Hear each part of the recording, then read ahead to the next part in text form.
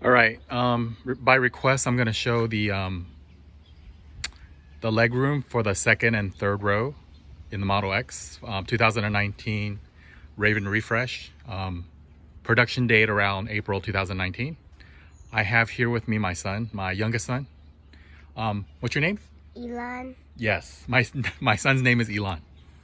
And let me go ahead and open the Falcon Wing door. Hey, Elon, come over here. And so that's kind of like the default setting for the second row. And typically the way you adjust it is there's a lever here. You pull it out, you can actually push it back. So it does go a bit farther back. You could do the same on the other side. Let me see if I can demonstrate. That's the maximum, I guess, foot area for the second row. Elon, can you go and sit down? Show people what it looks like when you're inside. So go ahead and sit over here. All right. Pretty spacious if you push back the second row. You want to sit in the middle too. And there you go. Wish I grabbed my tape measure. Let me actually do that really quick. So let's go ahead and measure, I guess maybe. So Elon, can you help me pull the tape measure, the yellow part, until it hits the back of the seat? Right there? Mm-hmm.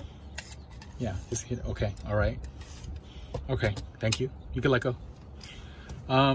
So about a foot, right, to the back of the seat. I mean, the seat back is sloped in the first row. So I guess it would, could be a bit more. And now that I think about it, you could actually adjust the first row seat as well. So let me push it forward, see how far we get.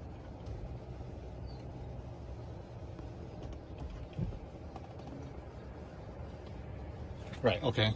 So if you kind of raise if you kind of push the first row up like that, to the max, moving to the front, significant amount of space back here. About, I don't know, what is that? 16, 17 inches to the seat back. So you could, you know, if you have a smaller person in the front, doesn't need as much leg room, you could definitely maximize leg room in the second row. Okay. But without, you know, going to the extremes in the first row, still a decent amount of leg room in the second row. So let me now show you what the third row looks like. Elon, why don't you get out for a second? Okay.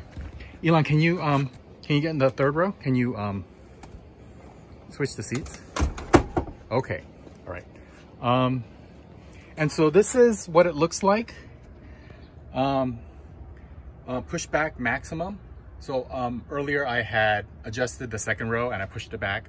So there's hardly any leg room. I could actually have my son get back there. You can see he could still fit his legs there, but it's a really tight fit. Why don't you, can you get into the third row, Elon? Can you sit down in the middle? Sit down in the middle.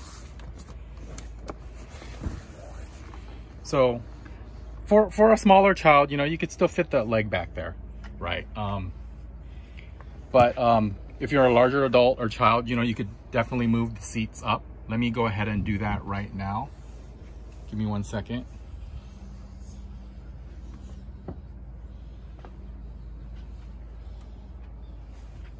And before I do that though, I do want to show, like, so earlier we had moved the seat back, and I noticed that when you do open the easy access button to get into the third row, when you now reset the seats, it does provide a little more leg room now.